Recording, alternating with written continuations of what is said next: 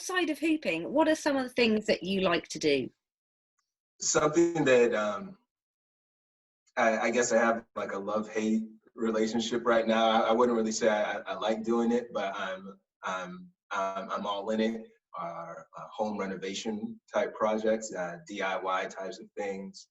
Um, just because to me, it's, I live in upstate New York. My family would come from Nigeria, but we've always had that, for however people want to define it, that American dream of coming to another country and then investing in your community, investing in your space, and transforming it into what you can, for yourself and for those who come after you. So it's required a lot of dedication, a lot of time, a lot of learning, and a lot of research.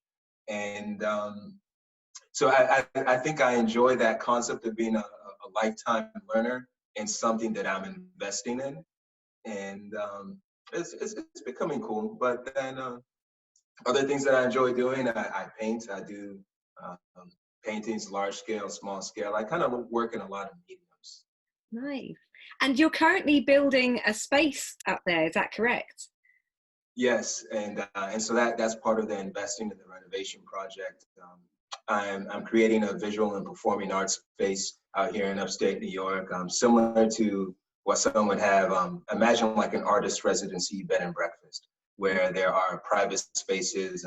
The pandemic has made things kind of interesting because can't really. It's not very wise, to to kind of put that in the forefront just yet. But once things kind of open up and opportunities to kind of function in that way, kind of represent themselves, there are spaces for artists who have a separate residence, as well as space for them to host workshops in the visual and performing arts. Oh, that's incredible. And whereabouts in upstate New York is it going to be? I'm located in Albany, New York, so it's about 3 hours north, right? About 3 hours north of New York City. It's the state capital, the capital region. It's a cool place. It's different from New York, but then it has everything that this stone could want. Nice. And is there much of a hoop community there? How have you found it relocating there after having been in California, where there's a lot of hoopers coming from parts of Cali? Yeah. So it's my hometown, so I definitely have some affinity for it. I grew up here, and I'm here now, and I really believe in the importance of investing where you can and building where you can, building where you have roots. But the scene is definitely very different. LA is almost, some people call it a mecca. It's definitely one of the global meccas of the flow. The weather makes it possible. The community makes it possible. The connections to the creative entertainment industry makes it possible. So where I am now, the energy is a little bit different. The community is not as large. It's not as broad. It's not as diverse. But for those of you who are familiar with that movie, Field of Dreams, if you build it, they will come, So we'll see what happens next. We have time. Nice.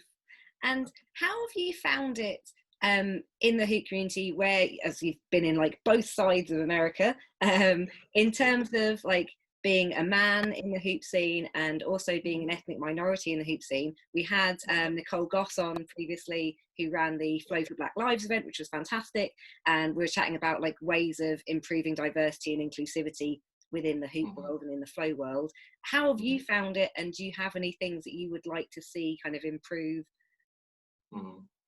Yeah, it's been interesting. I think especially when I first started flowing, I would like show up at certain like flow jams, and I remember even signing up for classes, and then like showing up and people being like who's this guy, and or even just like what does he want, and I want to learn how to hoop, and it almost taking a little bit of familiarity,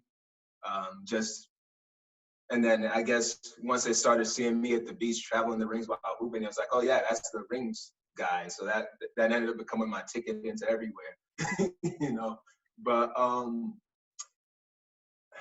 It's been great. It's been a great learning experience because it also became an opportunity for me to learn what it means to demonstrate inclusivity in all areas of my life, because it's a two-way street, and it gave me different benchmarks to start to understand. We have women in athletic sports, and I think the earliest time that I became aware of it was the WNBA in America, and you would hear women talking about, we are professional athletes, pay us accordingly, treat us accordingly, book us accordingly. There's so many different industries that we hear about, communities where people, they have the skill, they're willing and they're able. So it's more about the spectators or the audience or just the other people who are like the gatekeepers to just allow it to happen. Just let the evolution of anything happen according to its natural order, and then we see where it will go. So to other people, to other males who want to understand like hooping, just keep hooping and find what it is that you connect with. You might go to one space and rightly so, they may be like, yo, like who's this dude? Like, what's he doing over here? You just might have to check out another, or ultimately just keep hooping. Yeah, no, definitely. And if you could wake up tomorrow and magically be able to do any hoop trick that is maybe far out of your reach at the moment, what one would you pick? Oh, wow. I have a couple. Ultimately, it would be marathon hooping. It would be the ability to just keep hooping. I would give it one spin, and then I would become the planet Saturn. I'll have this permanent ring around me that will just never stop. that, that would be it. I would just be like hooping for infinity. that would be the one trick.